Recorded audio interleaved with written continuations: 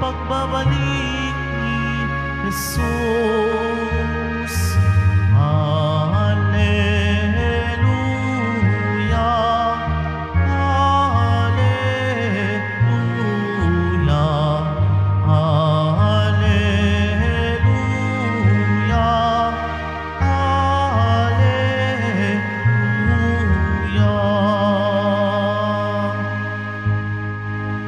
Sumainyo ang Panginoon. At sumayo rin. Ang mabuting balita ng Panginoon ayon kay San Mateo.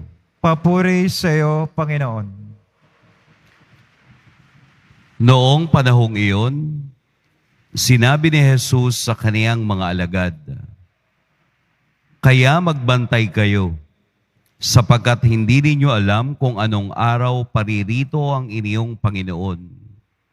Tandaan ninyo ito, kung alam lamang ng puno ng sambahayan, kung anong oras ng gabi darating ang magnanakaw, siya'y magbabantay at hindi niya pababayaang pasukin ang kaniyang bahay. Kaya maging handa kayong lagi, sapagkat darating ang Anak ng Tao sa oras na di ninyo inaasahan. Ang tapat at matalinong alipin ang siyang pinamamahala ng kaniyang Panginoon sa ibang mga alipin upang bigyan sila ng kanilang pagkain sa karampatang panahon. Mapalad ang aliping iyon kapag dinatnan siyang gumagawa ng gayon sa pagbabalik ng kaniyang Panginoon. Sinasabi ko sa inyo, pamamahalain siya ng kaniyang Panginoon sa lahat ng kaniyang ari-arian. Ngunit kung masama ang aliping iyon, sasabihin niya sa sarili, matatagalan pa bago magbalik ang aking Panginoon, at sisimulang bugbugin ang kaniyang mga kapwa-alipin at makipagkainan at makipag-inuman sa mga lasenggo. Babalik ang Panginoon ng aliping iyon sa araw na hindi niya inaasahan at sa oras na hindi niya alam. Buong higpit na parurusahan siya ng Panginoon at isasama sa mga mapagpaimbabaw. Dooy tatangis siya at magngangalit ang kaniyang ngipin. Mga kapatid, ang mabuting balita ng Panginoon. Pinupuri ka namin, Panginoong Jesucristo. Magsiyo po muna ang lahat. Magandang umaga po sa lahat. Tayo po ay mag-iingat kasi parang kagabi pa lang umuulan na. Mag-ingat po sa kalusugan na hindi mabasa para tayo po ay maging mas masaya pa sa mga susunod na araw. At atin din pong isama sa misang ito ang kaligtasan ng mga nasasakupan ng bagyo. Ating ipanalangin sa Diyos na bigyan sila ng lakas sa pananampalataya upang maramdaman nila na tayo ay kasama nila. Ang ating pong ebanghelyo ay tumutuon sa tapat at matalinong alipin. Yung laging handa sa pagbalik ng kaniyang Panginoon.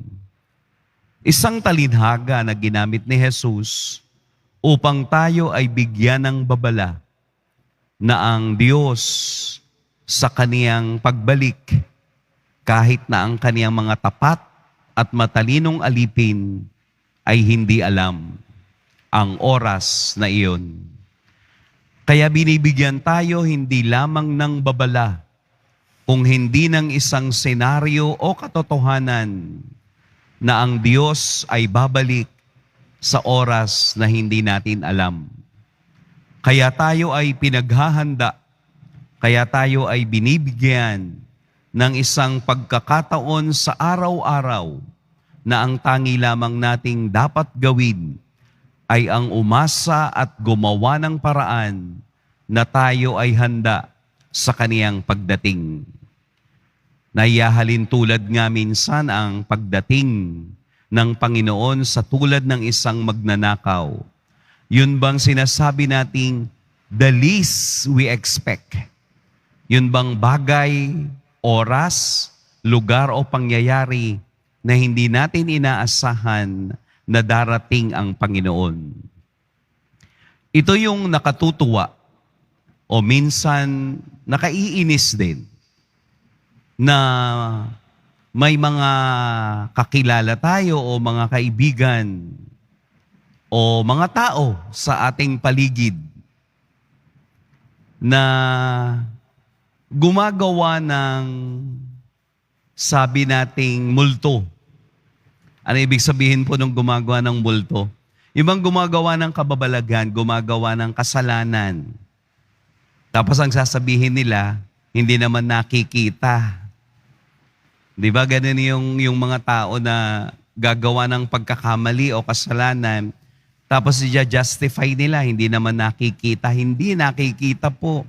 Ito yung sistema o katotohanan na ang lahat ng ating ginagawa ay alam ng Diyos. Wala tayong maitatago. Yung bang hindi mo pwedeng sabihin na at ipakita sa lahat na masama ang ginagawa mo, pero deep inside your heart, nagtatanim ka ng galit sa iba. Nakikita yun ng Diyos.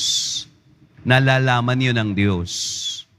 Kasi palagi nating dapat gawin at dapat isipin, may nakakakita man o wala, gagawa ako ng tama at gagawa ako ng mabuti. Hindi yung nakikita lang ng mata ng tao para ikaw ay purihin na ito ang iyong ginagawa.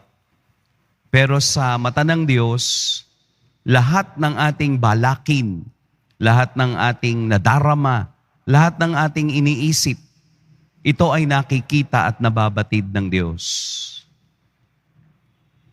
Maikwento ko, hindi ko naman sinisiraan, kwento ko lang po sa inyo.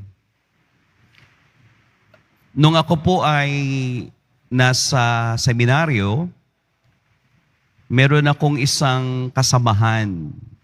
Hindi naman po siya para sirain ha, hindi po. Kukwento ko lang kung papaano kami namumuhay. Kami ay naka-assign ng paglilinis sa mga lugar at ito ay kailangan naming magawa dahil ito ang aming assignment.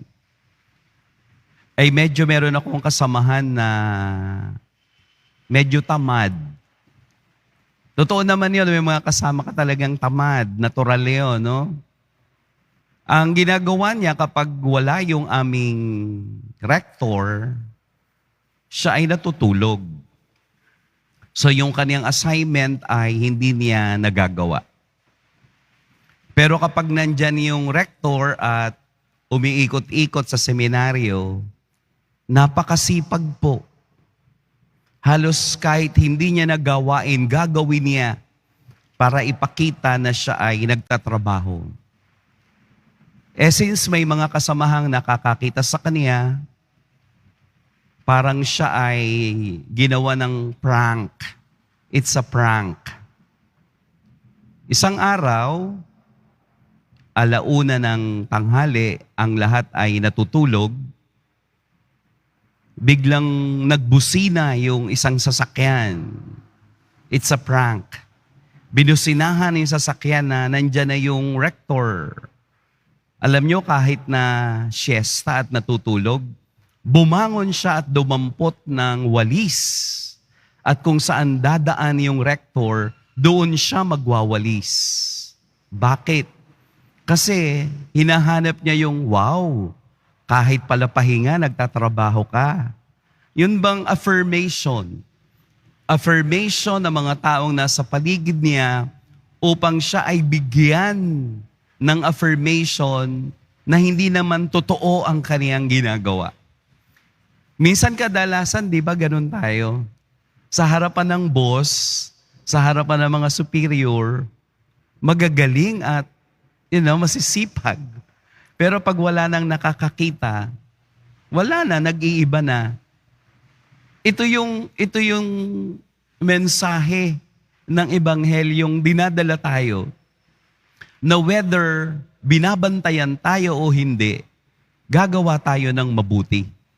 Whether may nakakakita o wala, patuloy pa rin mabuti ang pipiliin mo at iyon ang gagawin mo. Hindi kailangang ipakita sa lahat sapagkat hindi naman ang tao ang ating binibigyan ng parangal kung hindi ang Diyos na may kapal. Kaya palagi nating isipin, palagi nating ilagay sa ating kalooban at puso na alam ng Diyos at para sa Diyos ang aking gagawin ngayon para ako ay malayo sa pagkakasala. Sana ako ay matulad sa tapat at matalinong alipin kesa doon sa aliping nang bubugbog kapag wala ang kaniyang Panginoon. Tayo ay binibigyan ng pagkakataon araw-araw ng Diyos na maging tapat at matalino sa lahat ng ating ginagawa sa buhay. Pagpalain tayo ng poong may kapal.